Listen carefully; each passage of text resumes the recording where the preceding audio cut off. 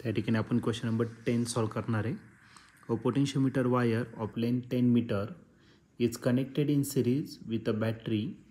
The EMF of a cell balance against 250 centimetre length of wire.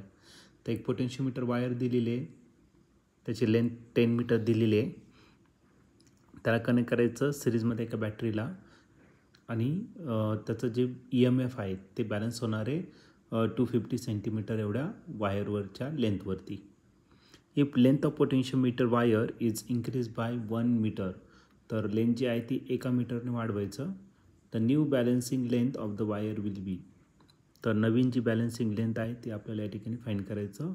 हा question 2015ला आलेला होता. याच्या 4 ऑप्शनपैकी पहिलं जे ऑप्शन आहे ए ते आहे 2 metre, B option 2.25 metre, C option 2.5 metre आणि डी ऑप्शन 2.75 मीटर. तर या 4 ऑप्शनपैकी या क्वेश्चनचा करेक्ट आन्सर काय असणार आहे, तर आपण याला सॉल्व करूया आणि मग डिसाईड करूया.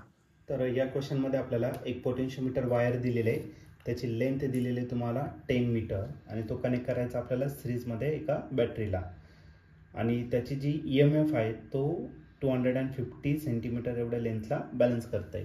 तर आपल्याला या ठिकाणी टोटल लेंथ दिलेली आहे ओके पोटेन्शियोमीटर वायरची, ती किती दिली आहे तर 10 मीटर इतकी ओके. आणि जेव्हा आपण पहिल्या बॅटरीचं सेलचं EMF आहे E1 जेव्हा घेणार त्यावेळेस त्याची जी लेंथ आहे ती किती भेटली तर आपल्याला 250 centimetre. 250 centimetre.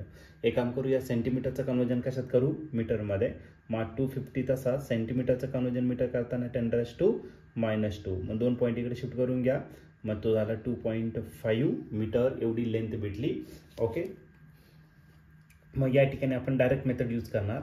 The EMF between 2 point is directly proportional to काय असणार तर length of wire between that 2 point.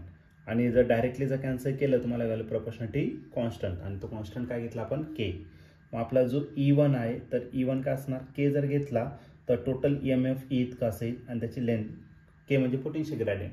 मग EMF divided by potential divided by काय असेल L आणि इंटू करायला तर तुमचा L1 इतका झाला ओके. तर या ठिकाणी ईची व्हॅल्यू दिलेली नाही, कॅपिटल Lची दिलेली आहे आपल्याला, स्मॉल Lची. एक काम करायची, ज्याची व्हॅल्यू दिलेली आहे ती व्हॅल्यू आपण या ठिकाणी पुट करू. ई तासाचे कॅपिटल L किती आहे तर तुमचा 10 आणि स्मॉल L जो दिलेला आहे तो किती दिला आहे तर 2.5 दिलेला आहे ओके.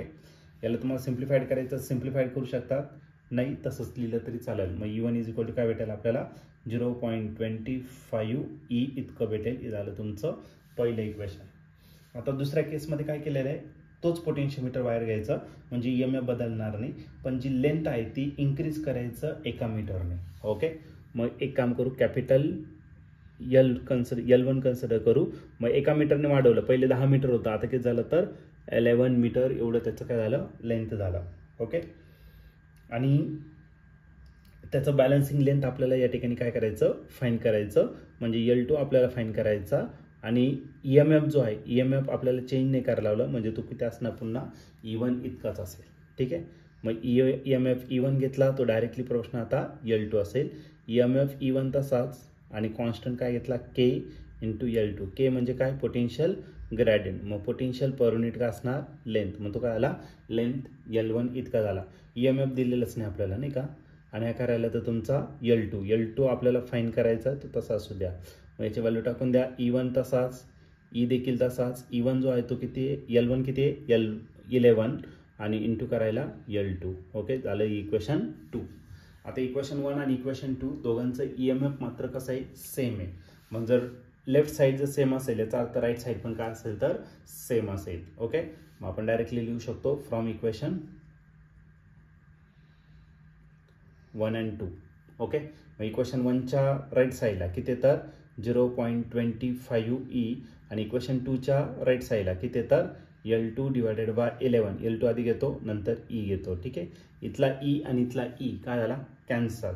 मग आपलं काय राहिलं तर 0.25 is equal to L2 divided by 11 इकडे डिवायडेड इकडे काय करा तर मल्टिप्लाय करा. मग L2 इज इक्वल टू 0.25 त्याला मल्टिप्लाय करायचं 11. मग आपलं L2 भेटेल 11 5 किती 55, कॅरी किती गेला 5, 11 2 22 प्लस 5 किती झाला 27.